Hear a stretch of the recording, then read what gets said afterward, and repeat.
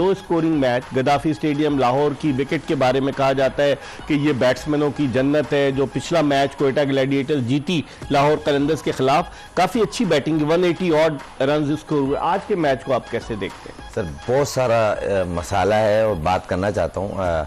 सबसे पहले तो अबरार की तारीफ़ करनी पड़ेगी। एक आध उसने पीछे हो गई बॉल, क्योंकि आपको पता है थोड़ा ग्रिप करना मुश्किल होता है जब खासतौर सीम थोड़े हिट लगने के बाद अंदर हो जाती है। दूसरी चीज़ ये है कि जो वसीम जूनियर ने आखिर में हिट मार दी, अगर ये मैच हार जाते तो शेन वॉटसन ने इसको छोड़ना नहीं था। ये मैं आपको बता दूं, क्योंकि वो कैसे ये सर आपको याद हो, इन्होंने इस्लामाबाद यूनाइटेड को लास्ट ईयर इसी तरह हरवाया था।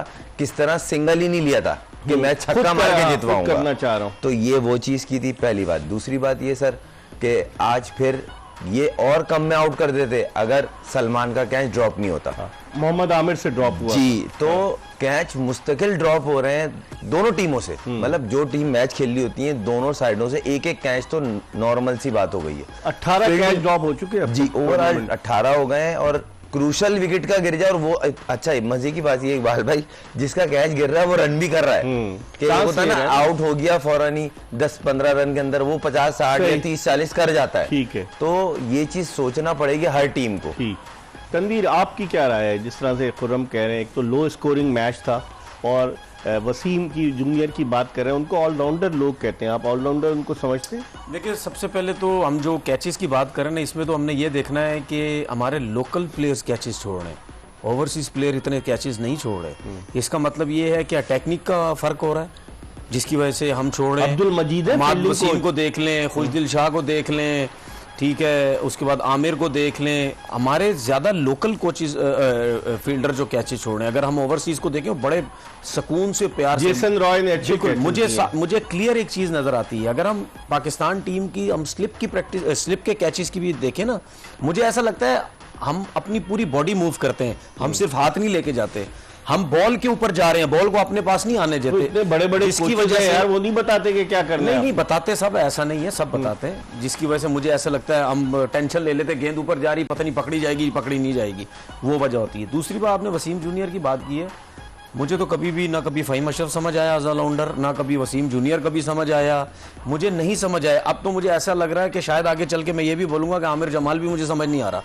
देखिए, ऐसे ऑलराउंडर होते हैं, आपको मौका मिला है, आप लेके चलो ना। आप किसने बोला है ball to ball run single, और दूसरे एंड पे रायली रोसो मौजूद है, मजे की बात है। फिर अगर आपको बॉल टू बॉल चाहिए, ये तो शुक्र करें आमिर को खेलना आता है थोड़ा बहुत, जिसकी वजह से उसने दो चौके लगा दिए, वरना फंस सकते थे। मतलब आपको डोमेस्टिक लेवल में देखा, हमारे कुछ क्रिकेटर्स ने, उन्होंने आपको हीरो बना दिया कि जी ये तो पाकिस्तान क्रिकेट का बड़ा जबरदस्त ऑलराउंडर बनता जा रहा है, लेकिन बैटिंग में कुछ नहीं, इवन बॉलिंग में भी आप कभी कभार बहुत ज्यादा जो है वो मार खाते। रिस्पॉन्सिबिलिटी लेनी पड़ेगी भाई, ऑलराउंडर बताना पड़ेगा अपने आप।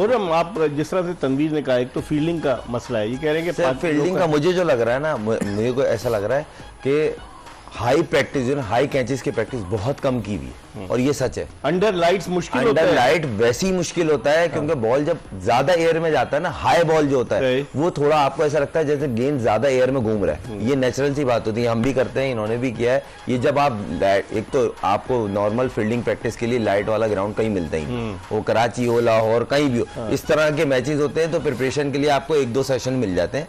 प्रैक्टिस की कमी लग रही है हाई कैचेस की, मुझे लग रहा है लोकल लड़का। और इन्होंने बिल्कुल सही पॉइंट रेस किया कि जो फॉरनर्स क्रिकेटर हैं वो सारे क्लीन कैचिंग कर रहे हैं। आपने रिजा हेनरी का भी देखा होगा, बाउंड्री पे एक मुश्किल कैच पकड़ा उसने पिछले मैच में।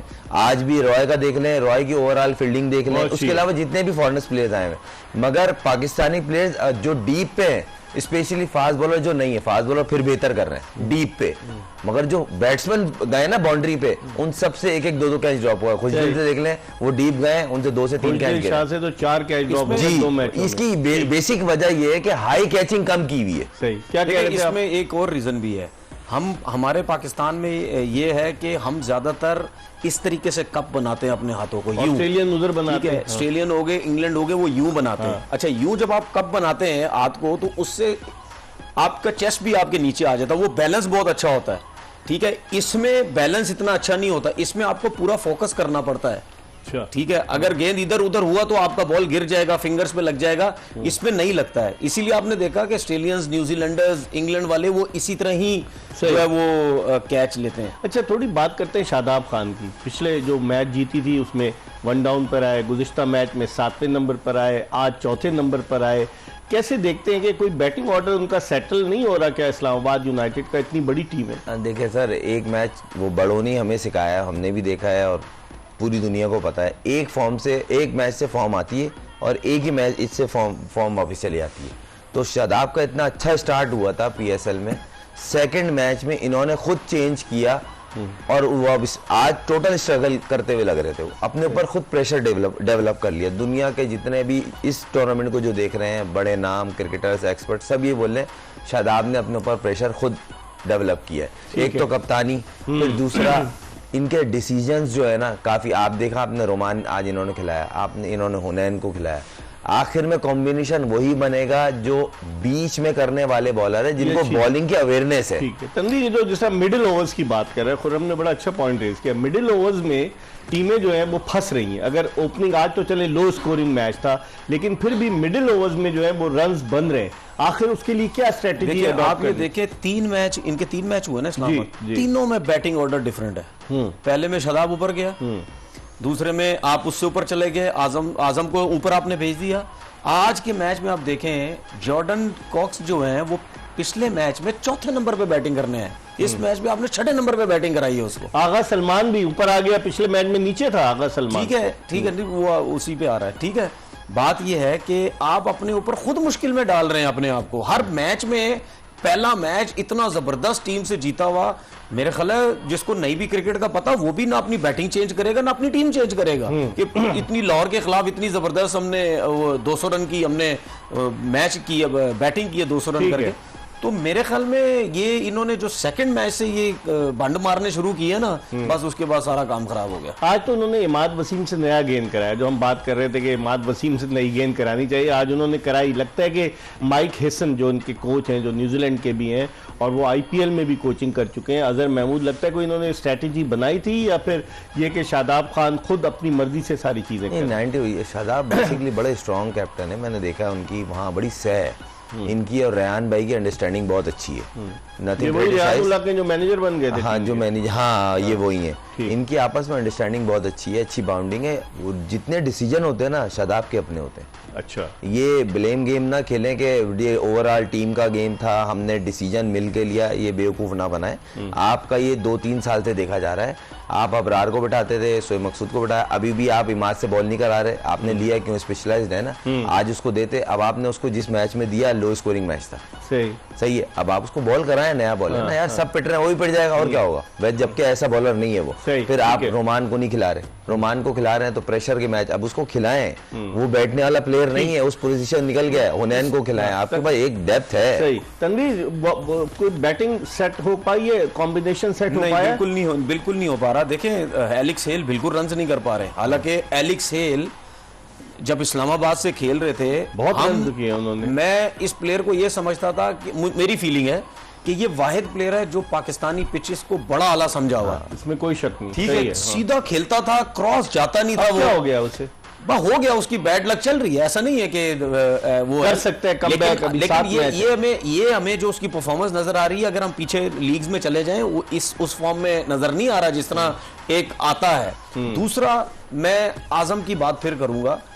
देखो, मुझे ऐसा लगता है कि उसका फोकस जो है ना वो हटा हुआ है। वो उसका फोकस जब वो पाकिस्तान टीम से न्यूजीलैंड के खिलाफ बाहर हुआ, उसकी परफॉर्मेंस नहीं हुई, फिर उसने इंटरव्यूज में बोला कि मुझे प्रॉपर चांसेस नहीं मिल रहे, अगर देना है दो, वरना मैं लीग्स में चला जाऊंगा। मैं उसको मैसेजेस शो के में बैठ के ये दे रहा हूं, भाई आप अपनी क्रिकेट पे फोकस करें। अगर आप इस किस्म के मैसेजेस करेंगे, बातें करेंगे, एक तो लोग बोलेंगे कि हमें तो ऐसा लगता है कि ये पाकिस्तान टीम में अगर इसने कुछ कर दिया तो ये जो है ना इसका एटीट्यूड का प्रॉब्लम हो जाएगा।